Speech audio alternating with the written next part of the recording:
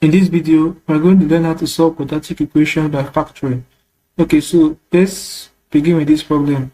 Let's say we are given x squared minus 36 equals 0. So how do you factorize this? You apply the difference of perfect square technique because x squared and 36 are perfect square. So when you do this, you're going to have square root of x squared is x and square root of 36 is 6. So we have x plus 6 and x and 6. So equals 0.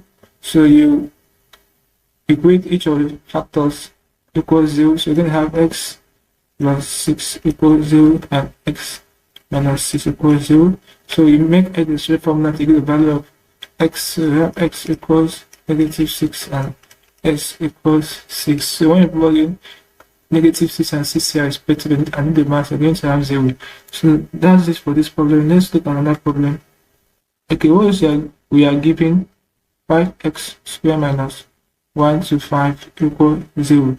So we can't apply the different perfect square technique because 5 and 1 to 5 are not perfect squares. However, you can take a common factor, which is 5. Okay, so 5x squared divided by 5, we're going to have x squared. 1 to 5 divided by 5, we're going to have 25. That minus 25 equals 0. So right now we can apply the different perfect square technique. So we're going to have it to be square root of x squared is x, square root of 25 is 5, we have plus 5 minus 5 equals 0. So you equate to the factors to 0. Therefore, our x is negative 5 and x is also 5. So when you plug in negative 5 and 5 here, respectively, you're going to get 0. That's it for this problem. Let's probably look at another problem. Okay, let's say we are given 4x squared minus 16 equals 0. Okay, so we can apply different perfect square technique. So we're going to have, so square root of 4 is 2, square root of x squared is x. Okay, we have 2x. Then square root of 16 is 4. This is plus 4 minus 4 equals 0. So you equate each of the factors to 0. We have 2x plus 4 equals 0 and 2x minus 4 equals 0. Okay, so you make a straight formula. I'm going to have 2x equals negative 4 and 2x equals 4. So divide both sides by 2. So x here equals negative 2 and we divide both by 2. X here will be 2. So when you plug in negative 2 and 2 here respectively and do the mass, you're going to get 0. So that's for this problem. Let's look at when we have a trinomial. Okay, let's say we have this problem x squared minus x minus 20 equals 0. So how do you factorize this? Okay, so when you have this kind of quadratic equation where the leading coefficient is 1, the leading coefficient here is 1. So what we're going to do is ask yourself what are two numbers that when you multiply them you get negative 20 and when you add them you get negative 1. So the two numbers will be, when you use 4 and negative 5, 4 times negative 5 will give us negative 20. 4 plus negative 5 will give us negative 1. Okay, so that means we are going to have it, this is going to solve.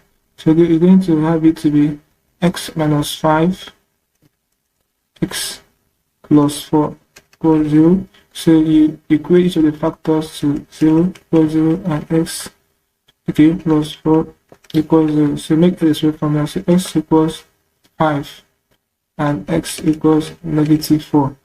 Okay, so that will be the roots of this equation. When you plug in negative 4 and 5 in this quadratic equation respectively for x here in the mass, you get 0. So let's probably this and solve another problem. Okay, what we are given x squared plus x minus 12 equals 0. So how do you solve this problem? So ask yourself, the leading coefficient of x is still 1. So ask yourself that number that we multiply them, you will get negative 12, and when you add them, you get 1. So the two numbers will be, okay, minus 4 and 3. Let's check. Minus 4 times 3 will give us negative 12. So minus 4 plus 3 will give us 1.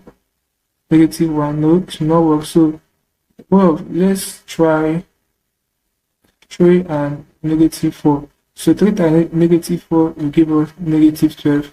3 plus negative 4 will give us negative 1.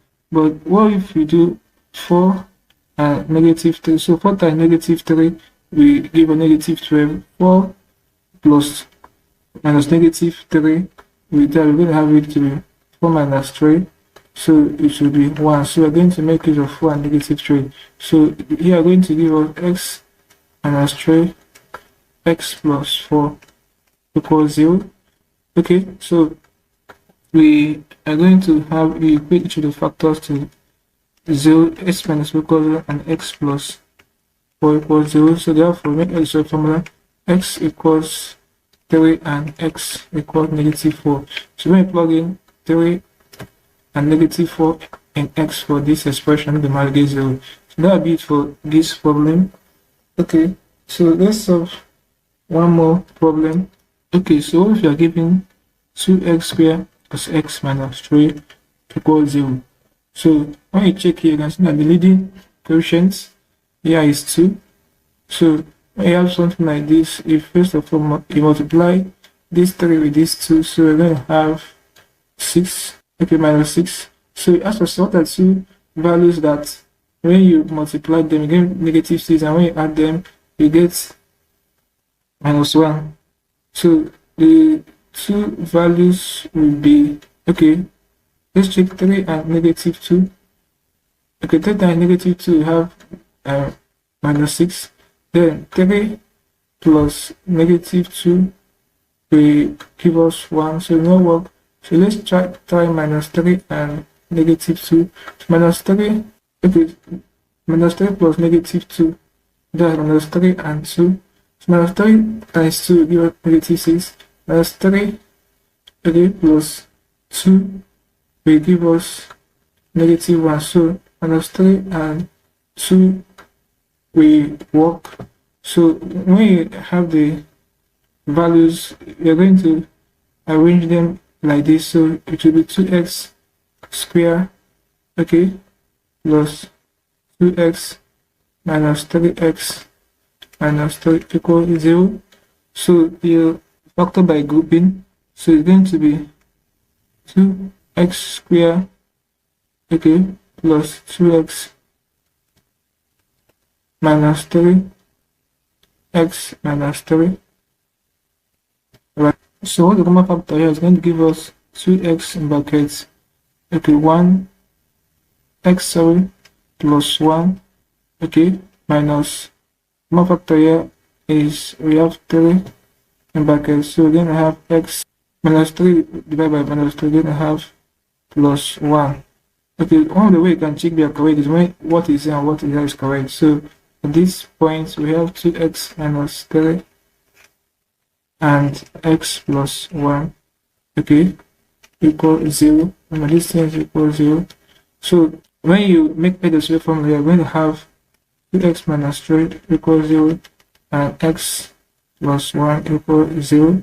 So you make a decimal formula, so we're going to have it to be 2x equals 3 and x equals negative 1. We make a decimal formula here, we divide by 2, so x is 3 over 2 and negative 1.